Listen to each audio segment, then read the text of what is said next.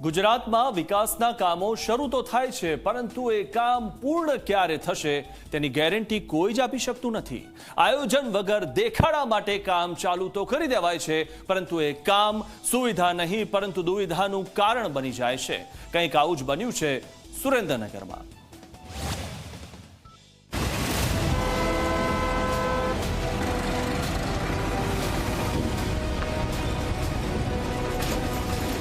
સૌરાષ્ટ્રનું પ્રવેશ દ્વાર કહેવાતું સુરેન્દ્રનગર નગરમાંથી મહાનગર બન્યું તેને લગભગ 1 વર્ષ થવા આવ્યું છે।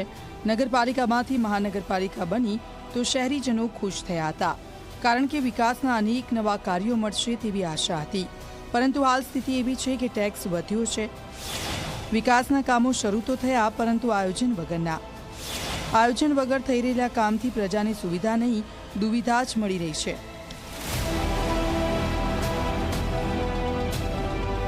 વઢવાણ જીઆઈડીસી વિસ્તારમાં ભોગાવો નદી પર બ્રિજ બનાવવામાં આવી રહ્યો છે। છેલ્લા 6 થી 7 મહિનાથી બની રહેલા આ બ્રિજમાં કંઈ જ પ્રગતિ જોવા નથી મળી। માત્ર કામગીરી શરૂ કરાઈ છે અને આસપાસના રોડ બંધ કરી દેવામાં આવ્યા છે, જેના કારણે પ્રજા ત્રાહિમામ પોકારી ગઈ છે।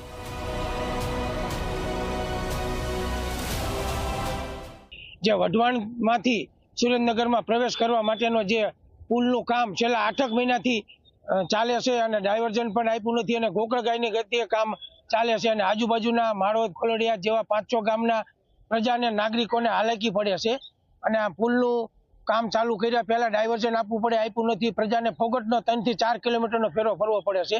તો સરકાર મોટા તાઇફા કરે છે, પણ ખરેખર આ તાત્કાલિક જે ગોકળગાયની ગતિએ જે પુલનું કામ હાલે છે તાત્કાલિક પૂરું કરાવવું જોઈએ।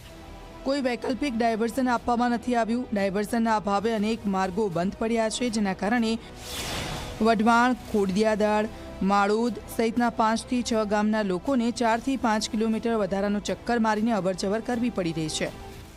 જીઆઈડીસીના માણસો જે રોજીરોટી માટે અવરજવર કરતા જે બ્રિજ છે, જે મહાનગરપાલિકા બનતા તેને નવો બનાવવાનું આયોજન કરેલું તે સારી વાત છે, પરંતુ એનું કામ ધીમી ગોકળ ગતિએ ચાલતું હોય, જેના કારણે આજુબાજુના ગામડાઓના આવતા જીઆઈડીસીમાં મજૂરોને અને સ્થાનિક માણસોને પણ મામદાર કચેરીએ જવું હોય અથવા ડેપ્યુટી કલેક્ટર કચેરીએ જવું હોય ત્યારે આ પુલમાંથી પસાર થઈને જવું પડે છે, જે છેલ્લા 1 વર્ષથી બંધ છે। તો આ ધીમી ગતિએ કામ ચાલતું હોય તેને યુદ્ધના ધોરણે કામ ચાલુ કરાવવા અને તાત્કાલિક આ કામ પૂરું થાય એવી લોકોની માંગણી છે। સ્થાનિક વેપારીઓ, ઉદ્યોગોમાં કામ કરતા શ્રમિકો, વિદ્યાર્થીઓ અને દર્દીઓને રોજિંદા મુસાફરીમાં ભારે મુશ્કેલી સહન કરવી પડી રહી છે। ખાસ કરીને રાત્રિના સમયે અને ઇમરજન્સી પરિસ્થિતિમાં વૈકલ્પિક માર્ગ ન હોવાને કારણે ત્રાસ વેઠવો પડી રહ્યો છે। જ્યારે મહાનગરપાલિકાના અધિકારી સાથે વાત કરવામાં આવી તો તેમણે જણાવ્યું કે વરસાદના કારણે કામમાં થોડો વિલંબ થયો છે, પરંતુ આ બ્રિજની કામગીરી હાલ પૂરજોશમાં ચાલી રહી છે અને ટૂંક સમયમાં પૂરી કરાશે।